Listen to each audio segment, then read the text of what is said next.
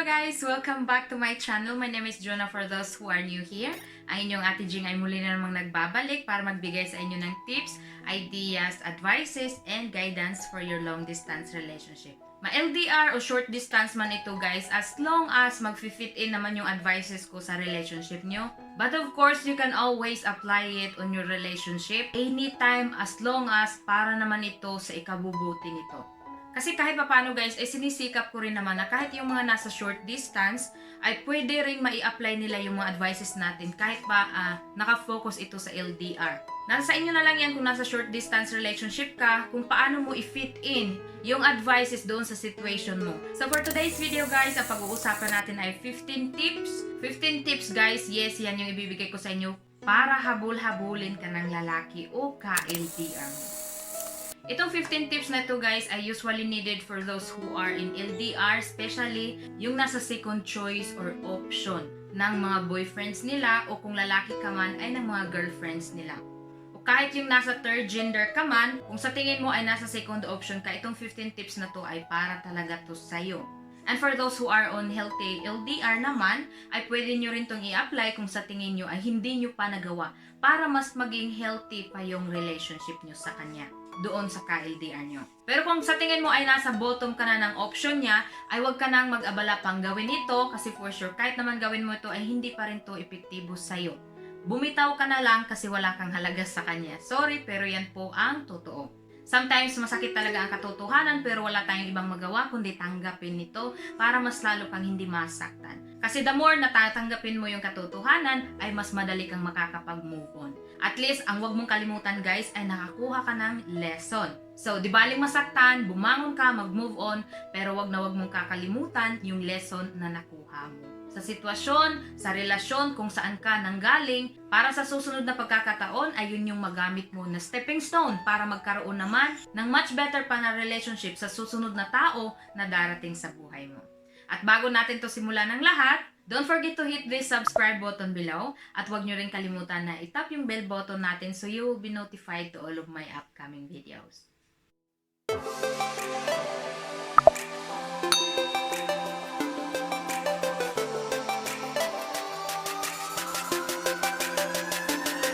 So here we are guys, 15 din tong pag-uusapan natin. Kaya let's go straight to our tip number 1 which is huwag mag-text ng napakahaba na parang libro. Alam ko, gawain natin itong mga babae guys o kahit yung mga nasa binabae, gawain natin to lalo na doon sa times na nagkakatampuhan kayo. O kaya yung may di pagkakaintindihan sa inyo. O yung times na may nadiskubre ka sa kapartner mo, tapos yung kapartner mo ay tulog pa, hindi ka ma-replyan.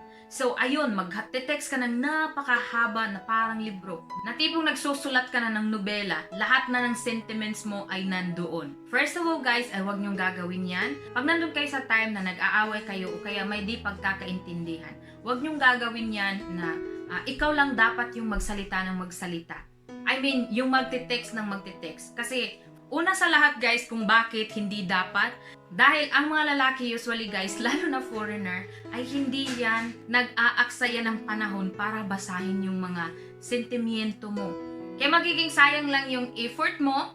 At higit sa lahat guys, pag nagte-text ka ng napakahaba, ay doon mo mailalabas lahat ng hinanakit mo na yung tipong aabot ka pa nga sa punto na gumagawa ka na ng sarili mong konklusyon. Inaakusahan mo na siya ng mga bagay-bagay. At kung minsan yung topic mo ay sumusobra na, nawawala na sa linya. Kaya kung nasa time kayo na ganyan, na yung tipong may di pagkakaintindihan kayo, ay huwag mong ibuhos sa isang mensahe lang yung nararamdaman mo. Kung nasa LDR ka guys, ay sikapin mong pigilan yung bugso ng damdamin mo at hintayin mong magising yung kapartner mo bago ka mangumpronta. Kasi kung may problema, lalo na kung LDR kayo, mas maigi guys kung magpang-abot yung oras nyo. Nang sa gayon ay kung may ibabato kang tanong ay makasagot naman yung isa. At pag nasa di pagkakaintindihan kayo guys, ay buksan nyo ng maigi yung isipan nyo, intindihin nyo yung mga text niya, intindihin nyo ng mabuti yung mga alibis niya, yung mga rason niya. At wag na wag nyong isasarado yung isip nyo at lalo na magbingi-bingihan sa mga paliwanag niya. Nang sa gayon ay ma-fix nyo yung kung ano ang problema. At pangalawang rason guys kung bakit huwag kang magte-text ng napakahaba ay magbibigay yun ng boredom sa kapartner mo. Magbibigay yun ng negative effect sa'yo kasi lalabas kang immature, lalabas kang nagdadrama, at nakakawala po yun ng gana doon sa kapartner nyo. Nakakalito po yun sa kanya kung paano kanya sagutin. Kaya sa halip na re-replyan ka kaagad niya, ay hindi kanya re-replyan. Maybe palilipasin niya muna yung ilang araw bago kanya kausapin kasi iniisip niya na sobrang hot mo. Kaya pakakalmahin ka muna niya. Which is alam ko tayong mga babae guys na kung saan tayo doon init na init, yun yung gustong gusto natin na makausap yung kapartner natin. Pero hindi po ganyan ang tamang pagdadala. Sikapin mong mapigil yung galit mo, huwag kang maging mapusok kung may pagkakamali o may nakita kang pagkakamali doon sa kapartner mo. Hanggat maaari guys, kung mag-text ka doon sa kapartner mo ay di baling maiksi basta direct to the point. Kasi yun lang naman yung importante. Ganyan po yung mga foreigner guys, ayaw nila nang nagdadrama ka lalo na sa text. Kaya sa halip na makipagkonekta siya sa'yo para maayos kung ano yung mga sentimiento mo, ay baka palilipasin niya pa ang ilang araw bago ka kausapin kasi nga nalilito siya kung paano kanya i-approach. Dahil doon sa iniwan mong mensahe na hindi niya alam kung saan mag-uumpisa kasi sa dami ng binato mong pinagsasabi sa kanya. Kaya sikapin yung maging direct to the point, konti pero may laman. Now to our tip number 2 which is flirty. O kaya maging naughty. Kasi yung maging naughty sa LDR guys ay napaka-importante na hindi dapat mawala. Kasi yan yung magbibigay init doon sa isip ng kapartner nyo. Doon sa relationship nyo. Kasi kung mawawala yung naughtiness sa relationship nyo guys ay napaka-boring ng LDR nyo. Which is hindi po usual. Kasi alam naman natin guys na kung nasa short distance kayo, ano bang ginagawa ng mga magnobyo? Natural na magka-holding hands, natural na maghalikan, magyakapan, o mag-sex pa nga kung may pagkakataon. Yon ay dahil nasa short distance kayo. Kaya gawin nyo rin yon sa LDR nyo para mag-survive yung relationship nyo. Bigyan nyo ito ng init. Pero dahil LDR kayo, idaan nyo sa pagiging flirty. Idaan nyo sa pagiging naughty. Halimbawa, simpleng pagsasabi guys in the morning, pag tayo'y nagkita, hindi talaga kita patatayuin hanggat hindi ka nanlalambot sa akin. Yung tipong mga ganyan guys na parang wala lang pero may init na bigay doon sa kanya. Na yung tipong may nilulook forward siya na pag nagkita kayo ay ganyan yung gagawin mo. O kaya bago matulog, sendan mo siya ng picture na nakatapi ka lang ng tuwalya kasi katatapos mo lang mag-shower. A simple action para magbigay ng init doon sa relationship nyo para ma-survive nyo yung pangangailangan sa isa't isa kasi nga nasa LDR kayo. Let's go to our tip number 3 which is wag mong ipadama na parang siya lang ang nag-iisang lalaki sa mundo. Ito guys naman ay reverse tactic. Para malaman ng kapartner nyo guys na anytime pwede ka palang mawala sa kanya. Kaya ingatan mong masyadong i-expose yung sarili mo na naghahabol ka sa kanya. Kung minsan ipadama mo sa kanyang pwede ka palang mawala sa kanya. Numero 1 example nito guys ay wag puro ikaw ang mag-initiate ng communication nyo. Ilang beses ko nang sinabi guys na hindi healthy sa LDR yung tipong ikaw lang ang nag-i-initiate ng connection nyo. Dapat hayaan nyo na siya rin ay gumawa nun, na mag-initiate para magkausap kayo. Pangalawang halimbawa guys ay yung tipong parang uhaw na uhaw kang makipag-video call. Huwag mong i-demand sa kanya yung pakikipag-video call. Lalo na kung minsanan lang siya makakuha ng free time to make a video call to you, ay bigyan nyo ng daan para masagot nyo. Pero yung tipong ikaw yung magde-demand na kailangan mong makipag-video call sa kanya ng 3 times a week, 2 times a week, 5 times a week, ay hindi po yan makakatulong para habulin ka ng BF mo. Instead, maaanoy nyo yung kapartner nyo. Kaya napakahalaga kung gusto nyong habulin kayo ng lalaki, ng kapartner nyo, ay i-practice nyo yung ipadama sa kanyang hindi lang siya ang nag-iisang lalaki sa mundo. Na yung tipong anytime kung hindi kanya iingatan, ay mawawala ka sa kanya. Now, let's go to our tip number 4 which is be confident. Itong be confident guys ay always to nasa listahan kung gusto mong makip yung boyfriend mo. Kung gusto mo ng healthy na LDR. kung gusto mong ma-attract sa'yo ang lalaki. Ngayon naman, kung gusto mong habulin ka ng lalaki o ng kapartner mo, be confident.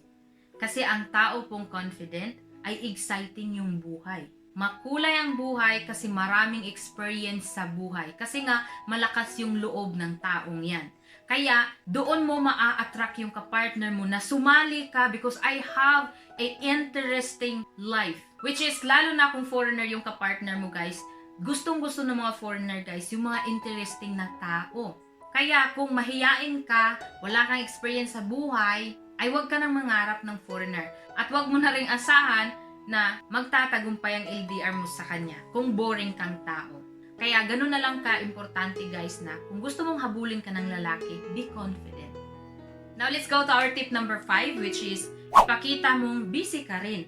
Kasi kung siya na lang lagi yung aasikasuhin mo guys, nakatunganga ka na lang, naghihintay kung kailan kanya kukontakin, kung kailan siya magte-text, ay kailangan replyan mo kaagad, kung kailan siya tatawag, kailangan masagot mo kaagad, wag po ganyan. Ipakita mong busy ka rin.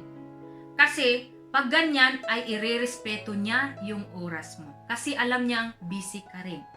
Pero kung lagi mong ino-open o available yung sarili mo, dyan madalas na iti-take for granted ka ng ka-LDR mo o ka-partner mo. Kaya paano ka hahabulin ng ka-partner mo kung yung tipong akala niya naman ay always available ka? So kung gusto mong habulin ka ng ka-LDR mo, una-una sa lahat iparealize mo sa kanya na respetuhin yung oras mo kasi busy ka rin. Now let's go to our tip number 6 which is maging misteryosa. Anong ibig sabihin nito guys? Yes, maging misteryosa. Huwag mong i-open lahat sa kanya, huwag mong ibigay lahat sa kanya, huwag mong i-post lahat sa social media at huwag mong gawing wall yung chat box nyo. Na yung tipong lahat na lang, kahit nonsense na mga pangyayari sa buhay mo ay ina-update mo siya. Huwag po ganoon. Maging misteryosa ikaw. Kasi kung gusto mong habulin ka ng ka-LDR mo o ng ka-partner mo, ay i-trigger mo yung curiosity niya. Kasi kung i-open mo lahat guys, ay mawawalan siya ng gana na halongkatin pa yung kung ano yung nasa ilalim. Kasi nakita niya na lahat. Kaya kung gusto mong habulin ka ng kapartner mo, huwag mong ibigay lahat, huwag mong i-open lahat. Magtira ka para matrigger mo yung curiosity niya at yun yung hahabulin niya kasi naku-curious siya sa'yo. Now let's go to our tip number 7 which is ipakita mong may sarili kang buhay. Yes, katumbas po niyan guys ay maging independent ka. Kasi ang taong independent ay yun nga, exciting ang buhay, maraming experience sa buhay na pwede mong ma-share doon sa kanya na makakapag-trigger doon sa kagustuhan niyang sumanib doon sa buhay mo kasi exciting yung buhay mo. At dahil independent ka nga, malakas yung loob mo gaya ng sa confident, ay marami kang alam. Madali kang makasakay kahit sa anong topic na bubuksan niya. Kaya sa oras na mag-share kayo ng mga bagay-bagay sa buhay, ay hindi lang siya yung may isi-share sa'yo at ikaw ay tanggap ka lang ng tanggap. Kasi anong isi-share mo? Halimbawa, kung nakadepende ka sa parents mo, anong isi-share mo? Lalo na kung financial yung pag-uusapan guys, especially. Kung nakadepende ka sa parents mo, anong i-open mo sa kanya pabalik? Gayong nakadepende ka sa parents mo. So, in that case, pag nag-o-open up siya ng about financial, kung may sarili kang buhay, ay pwede kang mag-open ng buhay mo sa kanya. Kasi may sarili kang ang buhay. So, hindi mo kailangan i-brought up yung buhay ng pamilya mo. Kasi wala namang halaga yun sa kanya eh. Ang mahalaga ay yung buhay mo, ikaw. Kasi ikaw yung karelasyon niya. About din sa trabaho guys, ganun din. Kung mag-o-open siya ng topic about sa work, kung wala kang trabaho kasi palamunin ka ng parents mo, anong i-share mong topic pabalik doon sa kanya? Wala. Kasi wala kang trabaho, palamunin ka ng parents mo. So, paano mo ngayon i-build up yung sarili mo? Gayong deep inside ay walang-wala ka. Maganda ka, sexy ka, yun lang ang meron ka. Pero higit sa lahat ay tamad ka. Paano ka hahabulin ng lalaki, ng kapartner mo o ng ka-LDR mo kung useless ka namang tao?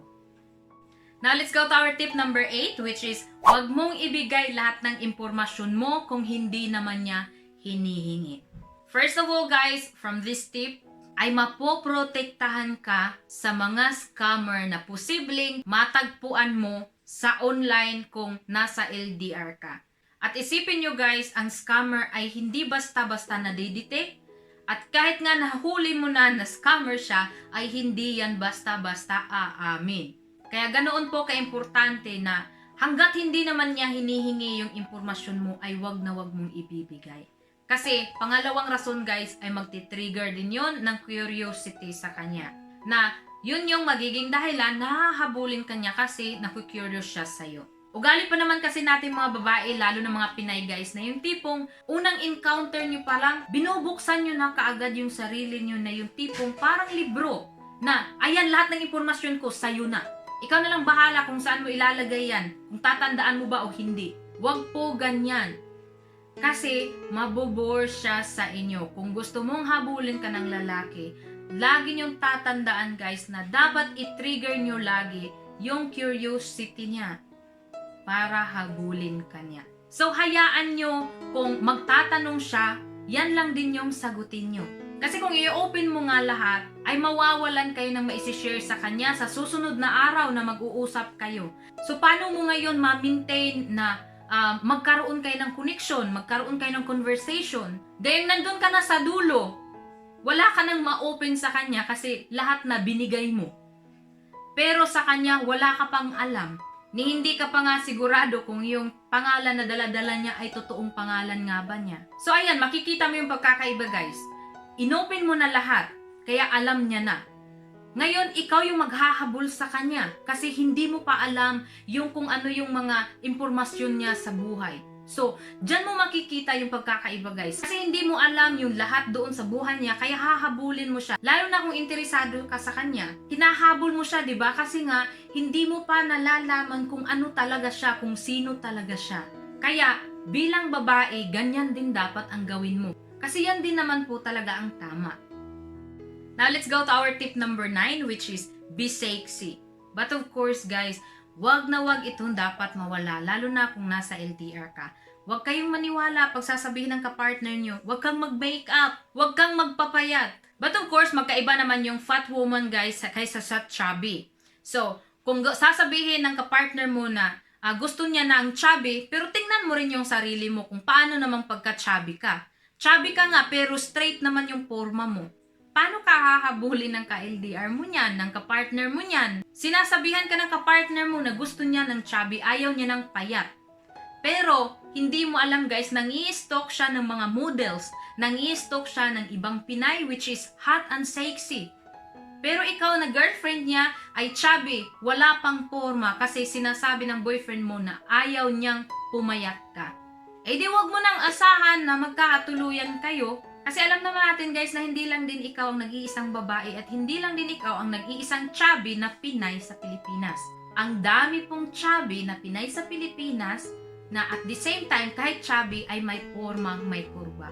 So pag sinabi ng boyfriend mo, ng ka-LDR mo, ng ka-partner mo na ayaw niyang pumayat ka kasi mas gusto niya chubby ka, ay huwag kang maniwala.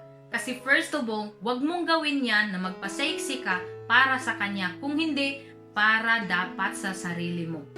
Kasi pag sexy ka, mabuboost yung confident mo. Makukuha mo pa yung tip number 3 natin, yung maipaparealize mo sa kanya, yung hindi lang siya ang nag-iisang lalaki sa mundo. Kasi nga, nandoon na confident ka, sexy ka, hot and sexy ka, ay mabibigyan mo siya ngayon ng takot na baka mawala ka sa kanya. Kung naa-attract siya sa'yo, ay iisipin niya yan guys, na of course kahit yung ibang lalaki ay maa-attract din sa'yo. So kung gusto mong habulin ka ng lalaki o ng kapartner mo, be sexy. Be hot and sexy. Gawin mo yan hindi dahil para kanino. Kung hindi higit sa lahat, gawin mo para sa sarili mo. Now let's go to our tip number 10, which is huwag maging madrama. Napaka-hate ng mga foreigner guys, ng mga lalaki yung madrama. Kung Pinoy yung kapartner mo, okay. May pag-asa pang papasensyahan ka ng mga yan. Pero kung foreigner, wag na wag mong gawin yung pagiging madrama. Dahil pinakaayaw yan ng foreigner. So kung gusto mong habulin ka ng kapartner mo ng lalaki, ipakita mong mature ka. Kasi hindi po lahat ng babae guys, kahit umabot na ng 30 ay nagmamature. Kung minsan nga may 16 years old, napakabata pa, pero matured na. At minsan naman, umabot na ng 55 years old, napakatanda na, pero hindi pa rin nagmamature. Kaya, huwag kang maging madrama nang sa gayon ay makita ng kapartner mo na matured ka na. Kasi marunong ka nang magdala ng mga bagay-bagay. At doon ka hahabulin ng lalaki. Kasi napakadalang makakita ng matured na babae. Lalo na sa ating mga Pilipina guys, mas madalas pa nga sa atin ay yung mga pabebe. Matatanda na, may mga edad na, ganoon pa rin yung ugali. Kaya kung mapapansin mo, madalas na nagiging asawa ng mga foreigner ay yung mga mahihirap. Kasi yung mga mahihirap guys na mga Pilipina usually, ay sila yung kahit bata pa ay matured na. Now let's go to our tip number 11 which is, huwag maging focus sa kanya. Yes, hindi porke may ka-LDR ka, may karelasyon ka, ay doon mo na lang i-focus yung lahat ng atensyon mo. Doon na lang iinog yung buhay mo kasi may ka-LDR ka. Kung gusto mong habulin ka ng lalaki, give him space. Huwag mo siyang sakalin. Kasi kung i-focus mo lahat ng atensyon mo sa kanya guys, ay nakakasakal po yun.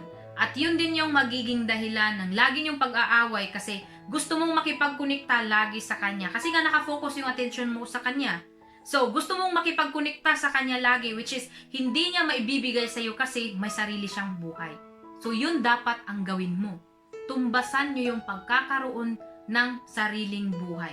Nang sa gayon ay kung busy siya ay maging busy ka rin dito sa buhay mo. Kung gusto mong habulin ka lalaki ay huwag mo silang sasakalin. Kasi nakakatakot po yung taong obsessed. Na kung magfo-focus yung attention mo sa kanya ay magiging obsessed ka. Kaya kung gusto mong habulin ka ng lalaki, huwag mong i-focus yung buong atensyon mo sa kanya. Gumawa ka ng mga activities na pwede mong makuhanan ng experience sa buhay. O kaya pwede mong makuhanan ng mga pangyayari na pwede mong ma-share sa kanya every time na magkukonekta kayo. At the same time, ay may pag-uusapan kayo guys every time na magkukonekta kayo. Kasi nga, hindi ka nakafocus sa kanya. Kaya may mga magagawa kang mga bagay dito sa kung saan ka ngayon. So, dyan ka hahabulin ng kapartner mo ng lalaki kasi interesante yung buhay mo. Now, let's go to our tip number 12 which is, bigyan ng alone time ang sarili. Ano bang ibig sabihin nitong alone time, guys? Yung tipong bigyan mo ng panahon yung sarili mo. Halimbawa, mag-gym ka. Para ano? Para sumeksi ka, maging hot and sexy ka, maging healthy ka, first of all. Magpaspa, para maalagaan mo yung physical appearance mo. Kasi napaka-importante yan guys, lalo na kung nasa LDR ka. Magkaroon ka ng sports, magkaroon ka ng mga interes sa buhay. Nang sa ganun ay makuhanan mo yon ng mga experience o pangyayari na pwede mong ma-share sa kanya kung ano yung nangyari sa'yo from that time, from that day. Pag nagkakonekta kayo, ay may ma-share ka sa kanya, may mapag-uusapan kayong interesting thing. At kung bibigyan mo rin ng oras yung sarili mo guys, ay hindi lang ito magiging maganda sa relationship nyo. Kung hindi higit sa lahat guys, ang magandang maidudulot nito ay para sa sarili mo. Now let's go to our tip number 13 which is, huwag mo siyang lagi i-text. Yes, kung gusto mong habulin ka ng ka-LDR mo, ay huwag ikaw ang maghabol. Huwag ikaw ang laging mag-initiate ng conversation o ng contact para lang magkakonekta kayo. Diyan mo rin makikita guys kung interesado ba siya sa'yo. Kasi oras na absent ka, ay siya itong magre-reach out sa'yo para magkakonekta kayo kasi interesado siya sa'yo. Kaya yan yung magandang maidudulot aside pa nahahabulin ka ng ka-LDR mo kung hindi ka magte-text lagi sa kanya.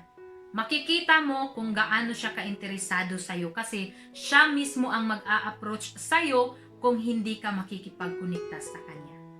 Huwag mo siyang lagi i-text para mabigyan mo siya ng curiosity from that day kung ano yung nangyayari sa'yo. Huwag mo siyang lagi i-text para mabigyan mo siya ng time na mag-isip para ma-miss ka niya. Huwag mo siyang lagi i-text para hindi ka lalabas na nuisance sa kanya. Number 1 na halimbawa nito guys, subukan nyo makipag-chat ng Indian. Ay minu-minuto, sigu-segundo yan kung mag-text at tumawag. At wala pang konsiderasyon yung mga yan. Kahit nasa oras ka ng trabaho, kahit gaano ka ka-busy, ay tatawagan at tatawagan ka. At kahit ilang beses mo pang patayin yung call niya, ulit-ulit tatawag yan. Kaya kung ikaw yung tinatawagan, ay kung nasa harapan mo lang yung tao, ay napakasarap hambalusin ng kaldero. So, kung ganyan yung gagawin mo doon sa kapartner mo, ay ganyan din yung feeling na ibinibigay mo sa kanya. Na kung nasa harapan ka lang, ay hahambalusin kanya ng kaldero dahil sa sobrang kulit mo. Text ka ng text, hindi ka nga niya nire-replyan, hindi niya sinisin. Kasi nagpapahiwatig yun na may iba siyang ginagawa, busy siya. So, wag kang ganyan. Kung gusto mong habulin ka ng ka-LDR mo, lagi niyong tatandaan na dapat i-trigger niyo yung curiosity niya. Now, let's go to our tip number 14, which is, wag ikaw ang maghabol sa kanya. Napakadalas sa ating mga Pilipina, guys, na yung tipong gusto mo kaagad ng commitment doon sa ka-LDR mo o doon sa kapartner mong lalaki, kahit hindi mo pa nga siya kilala ng buong buo o kaya ng husto. Di bali na sa'yo kung ano ang mangyari. Nasa isip mo, nakikilalanin mo na lang siya, oras na pakasalan ka niya, oras na inasawa ka niya. Napakamali po na mindset niyan.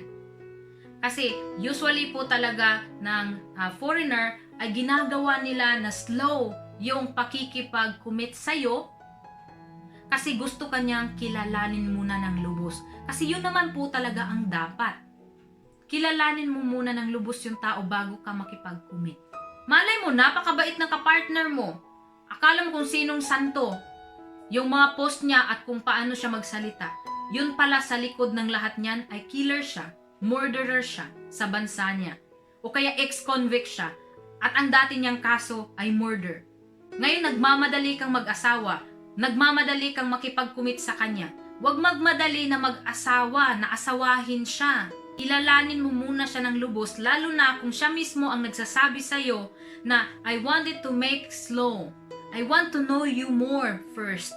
So kung gusto mong habulin ka ng lalaki, ay ikaw ang wag maghabol. Para siya ang maghabol sa'yo, edi wag mo siyang habulin. Napakasimple lang po. Now let's go to our last and tip number 15, which is be willing to move away. Huwag kang matakot makipag-break. Huwag kang matakot na umalis. Huwag kang matakot na putulin ang anuman sa inyo. Lalong-lalo na kung nakikita mong tinitake for granted ka lang niya. Lalong-lalo na kung nakikita mong baliwala ka sa kanya. Lalong-lalo na kung sinasaktan ka lang niya. Lalong-lalo na kung nakikita mo na lahat-lahat ng sign na hindi ka niya mahal, wala siyang interes sa'yo, kaya hindi ka niya binibigyan ng atensyon. Pag ganyan, guys, be willing to move away. Kasi kung interesado talaga sa'yo ang lalaki, ay hahabulin ka niya kung yung tipong nawawala ka na sa kanya. Kasi kung minsan, guys, nawawalan tayo ng halaga sa kapartner natin kasi yung tipong napaka-attach na natin sa kanila. Hindi na natin sila nabibigyan ng time na ma-realize nila na pwede pala tayong mawala sa kanila. Kasi pag ginagawa mo yan, guys, na ikaw yung lalapit ng lalapit sa kanya, ay dyan pumapasok yung pangyayari na iti-take for granted ka ng lalaki. Kasi nga, nandyan ka lang naman hindi ka mawawala sa kanya. Yun yung maibibigay mong ideya sa kanya, na nandyan ka lang naman palagi eh. So, hindi ka mawawala sa kanya. So, kahit iti-take for granted ka niya, ay alam niya na hindi ka mawawala sa kanya. Kasi ikaw yung naghahabol sa kanya. But, be willing to move away. Kung interesado talaga siya sa'yo, hahabulin ka niya.